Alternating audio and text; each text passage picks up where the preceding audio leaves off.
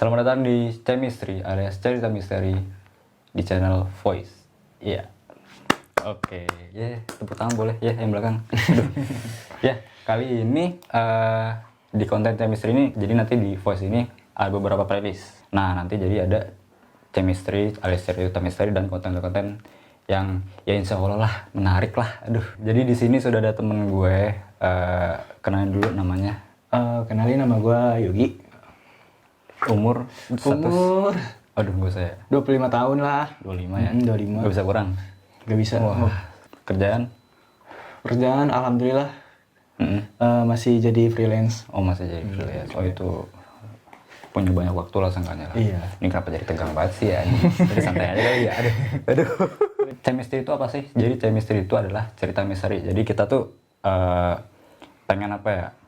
Ya banyak orang yang gak percaya horor ataupun yang berbau mistis gitulah.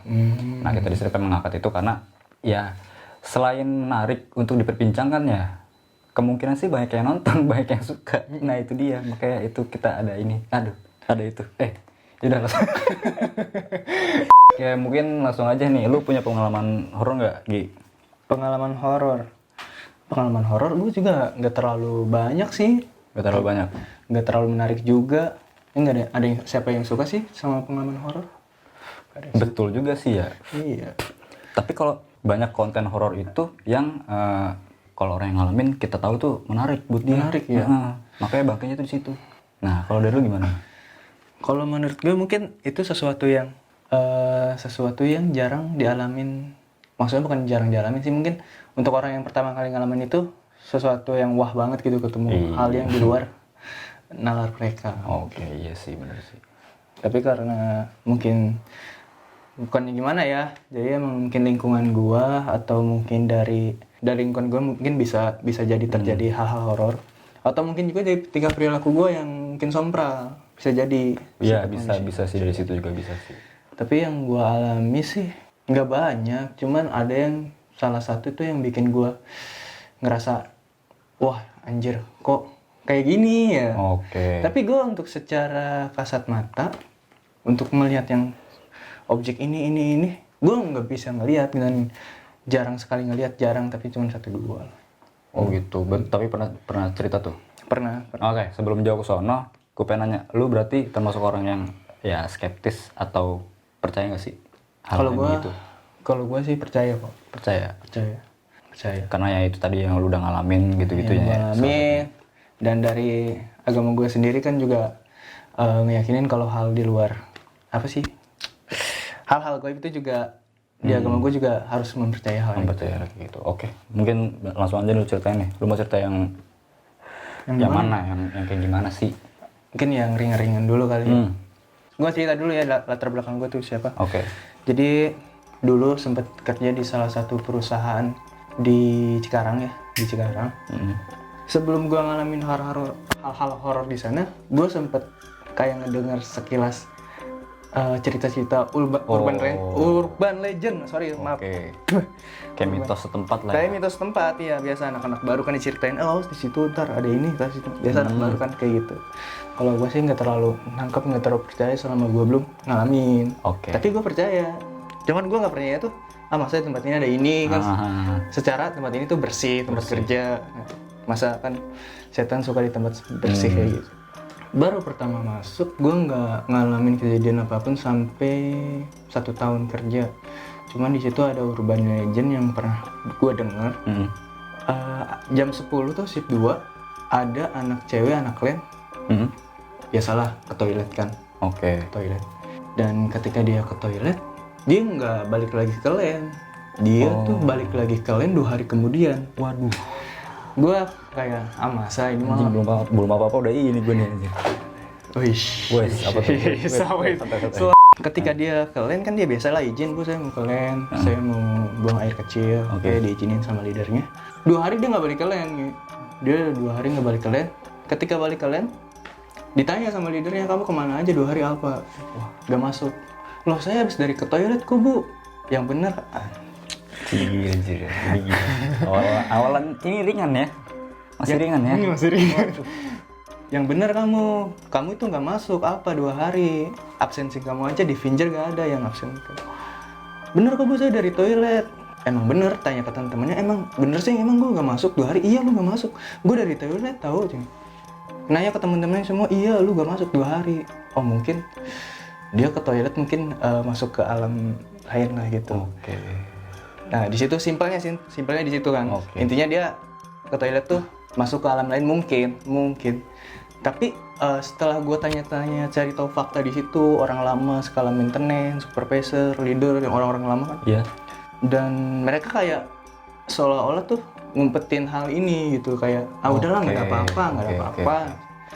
Gue tanya satu anak cewek, gue karena penasaran sama itu toilet kenapa bisa kayak gitu. Kayak gitu ceritanya. Lu di toilet cewek emang kayak gimana sih? Oh toilet cewek tuh panjang nih, kayak labirin. Jadi satu sekat tuh panjang kayak kontrakan 1000. Anjir. Kayak gitu. Saking gedenya mungkin, banyak perusahaan, saking banyak karyawannya. Dan di situ ada satu toilet yang dikunci. Wah. Di situ ketika tahun 2017 dan kejadian anak yang cewek itu ke toilet gak balik lagi itu tahun 2014 kalau nggak salah. Gue nanya nggak ke satu sumber doang, ke semua bagian karena emang mengakui iya ada. Nah itu cerita ringan. Intinya di toilet itu ada satu toilet yang ditutup yang mungkin jatahnya si A, mungkin si Miss ini mungkin. Dan udah ada buktinya ya, maksudnya bukti dari digital tuh fingerprint gitu loh. Iya, fingerprint. Masuk beneran. Wah gila sih. Lanjut. Yang kedua ini cerita yang gue alamin di tempat ini, tapi sebelum gue alamin ini udah ada kejadian. Jadi sebelum gue masuk ada 2 cerita yang gue denger. Pertama yang cewek yang hilang di toilet kemudian balik lagi. Kedua itu di cerita itu ada urban legend tentang gimana ketika kan kalau shift 2 di gua tuh shift 2 masuk jam 9. Kadang nggak produksi. Nah di situ tuh operator terpaksa dipulangkan lebih awal. Harusnya pulang jam 6, pulang jam 10 malam.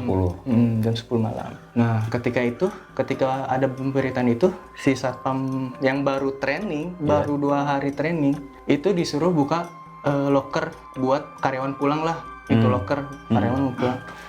Dibukalah si satpam itu karena ada info kalau pemulangan akan lebih awal. Pemulangan kerja karyawan. Dibuka pintu locker, rame biasa suasana rame. Si satpam itu tuh ngeliat locker suasananya ramai, kayak cewek ganti baju berisik lah, ketawa-tawa gitu kan. Biasa. Mbak pulang mbak, iya saya pulang lebih awal.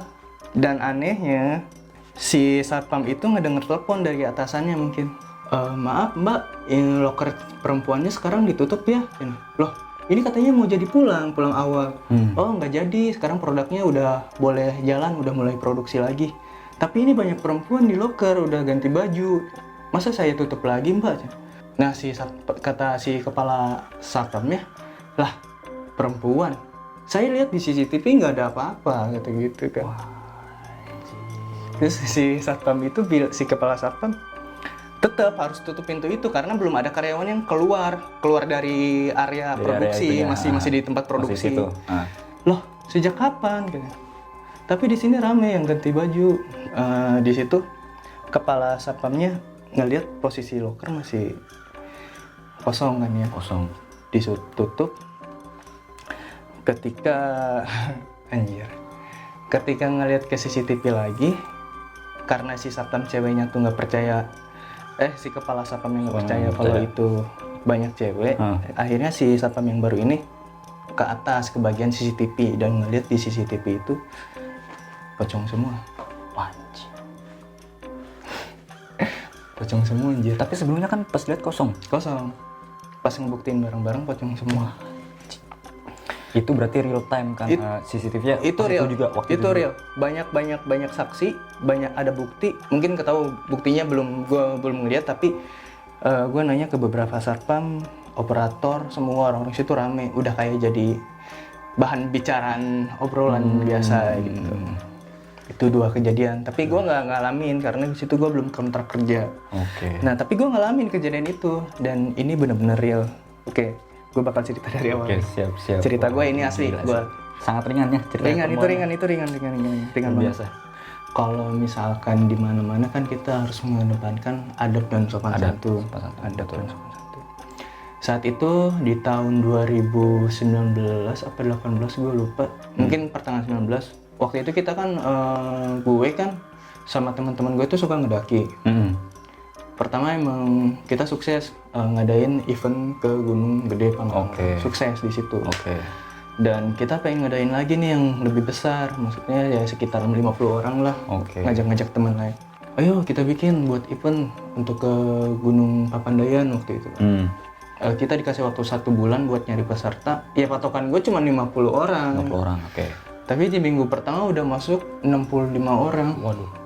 Gila ini, kata gue antusiasmenya. Banyak banget ya. Gue kewalahan, sementara panitia cuma ada 25 orang kan. Orang-orang, ya udahlah nggak apa-apa, 65 orang mungkin kita butuh mobil 2, mobil TNI. Sebenarnya transportasi mobil TNI. Kita dikasih waktu 1 bulan, masih ada waktu 3 minggu lagi buat persiapan. Di minggu kedua sampai minggu ketiga itu peserta terkumpul hampir 90 berapa. Anjir, banget ya. Itu benar-benar event nggak disangka kok, bener. Naik gunung loh 90 orang. Iya, kata gue ini bukan mau naik gunung, family gathering namanya. Gue kewalahan kayak gini, kata gue. Sempat gue mau ngundurin diri juga, kata gue. Ini resikonya gede. Iya bener. Mana ini pabrik cewek semua, mana belum ada yang punya basic naik gunung. Dan di situ gue tanya setiap yang daftar, udah pernah naik gunung? Belum. Udah pernah naik gunung? Belum. Dan belum semua.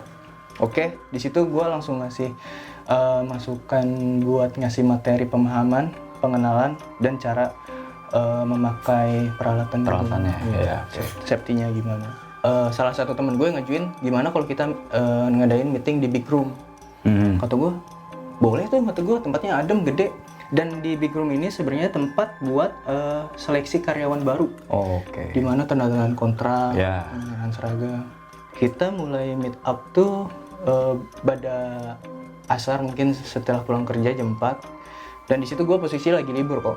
Gue lagi di libur, lagi stop produksi. Makanya waktu gue jadi lebih renggang. Tapi gue masuk pakai seragam PT. Jadi di PT, benar gue di PT kayak main. Absen ya absen, tapi sebenarnya nggak kerja.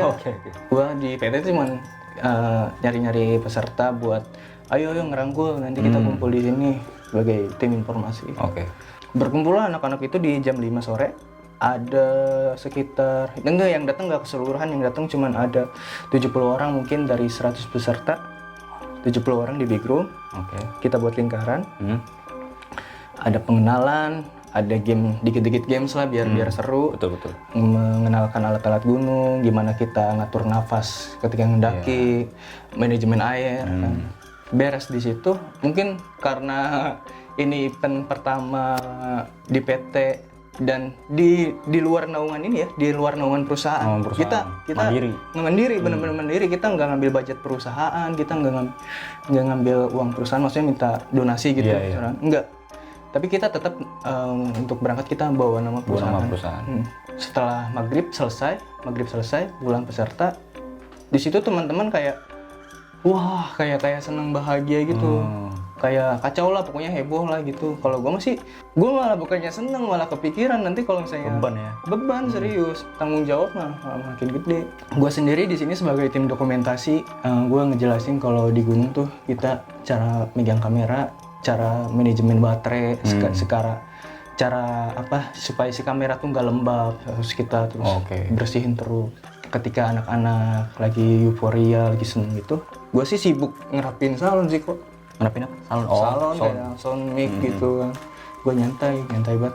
Yaudahlah bodo anak-anak. Udah gue tegur. Lu jangan berisik, kata gue nggak enak. Maksudnya kita udah dikasih tempat masih berisik. Iya nggak dipedulin sama sekali gue. Mungkin karena kegaduhan yang dibuat temen gue ini, dampaknya tuh gue pikir nggak ada gitu. Maksudnya gue pikir yang di dalam big room tuh cuman manusia doang. Ternyata dampaknya tuh langsung nyerang ke gue. Keselnya tuh kenapa bukan orang-orang gitu. Dalam bentuk apa tuh nyerangnya tuh, gimana tuh? Dalam bentuk gimana ya, bisa dibilang mimpi, tapi mimpinya kayak nyata. Jadi gue kayak masuk ke alam mereka sih. Jadi setelah pulang dari perusahaan tersebut, gue biasa malam tidur. Emang paginya gue ada janji sama Walim buat bangun nanti subuh mau acara ke pengajian. Nah, singkat cerita, di malam itu gue tidur. Ketika di mimpi itu gue tidur langsung ada blek. Gue duduk kayak gini kok, sama duduk kayak gini. Di depan gue tuh 3 cewek yang ada di meet up tadi, panitia lah, yang teman gue sendiri. 3 perempuan, di kiri Desti, di tengah Fani, di samping Ratih, kanan gue. Gue biasa kayak sebelum kita berangkat gunung sama panitia biasa kita cek nesting, dinyalain oke, segala macam alat, gas ada, oke lah aman. Seperti kebiasaan gue kalau ngumpul tuh biasa nyalain lagu kan. Gue tuh inget banget nyalain lagunya si almarhum musisi Ari Reda. Dia itu judulnya yang Pada Suatu Hari Nanti. Mau diputar lagunya? Waduh. Jangan nanti gue kasih tahu di sini. Iya, jangan. Agak lumayan juga lagunya. Oke. Gue biasa ngobrol nih di mimpi itu, ngobrol, nesting, gue nyalain lagu gini kayak gini biasa, nyalain lagu gini. Pas ditaruh HP,